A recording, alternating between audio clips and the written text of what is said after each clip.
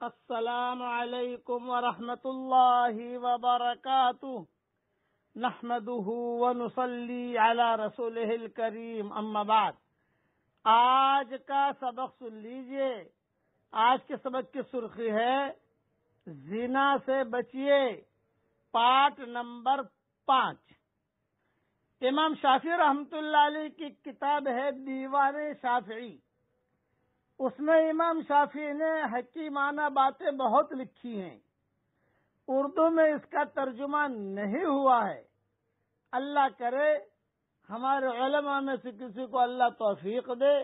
آج کل نوجوان علماء بہت محنت کر رہے ہیں، ماشاءاللہ۔ اس کتاب کا بھی ترجمہ ہو جائے تو امت کا بہت بڑا احسان ہوگا۔ انہوں نے ایک بات لکھی ہے اپنی کتاب میں دیوان شافعی میں کہ زنا ایک قرض ہے، اگر تو اس کا مرتکب ہوا تو بدلے میں وہ لوٹ کر تیرے گھر والوں پر بھی آئے گا۔ یہ بات سمجھ لے۔ یہ امام شافعی کے جملے نقل کر رہا ہوں جو انہوں نے لکھے ہیں، اور دلیل میں انہوں نے یہ کہا کہ طبرانی کی حدیث کہ حضور صلی اللہ علیہ وسلم نے فرمایا تم پاک دامن رہو تو تمہاری عورتیں بھی پاک دامن رہے گی۔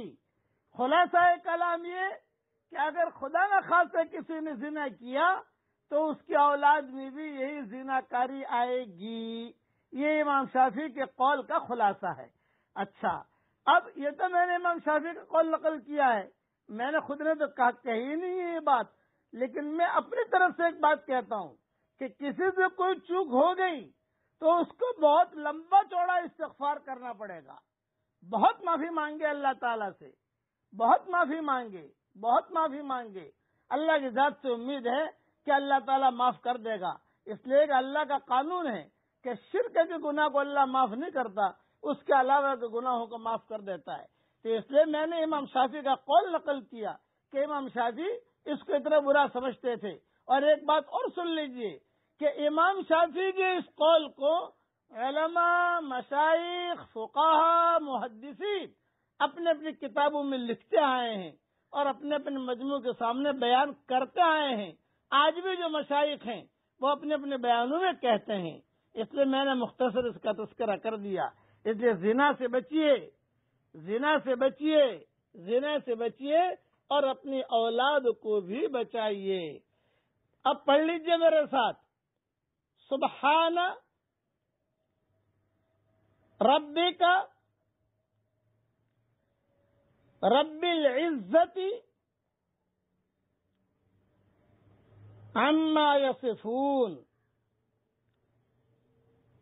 وسلام علی المرسلین والحمد للہ رب العالمین۔ دیکھیے میں نے اتنا پڑھا، اللہ میرے ساتھ ہو گیا، اللہ مجھ سے خوش ہو گیا، اور یہ جملے اللہ کو بہت بہت بہت پسند ہیں۔ ترجمہ بھی پڑھ لیجئے، پاک ہے آپ کا رب،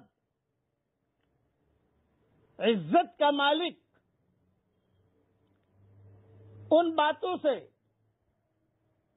جو یہ لوگ بیان کرتے ہیں، اور سلام ہے پیغمبروں پر، اور ساری تعریفیں اللہ کے لیے ہیں جو رب ہے سارے جہانوں کا۔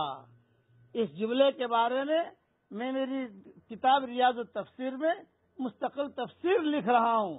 یہ بہت فائدہ ہے اس جملوں کا جو میں نے بیان کیا ہے۔ بس آپ پڑھ لیجئے، آپ کا کام تو یہ کہ صرف پڑھ لیجئے، پڑھوا دیجئے اور آگے بھیج دیجئے۔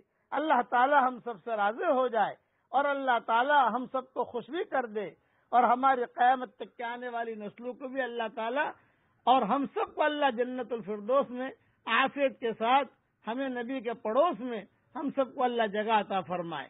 آمین۔ وآخر دعوانا ان الحمد للہ رب العالمین۔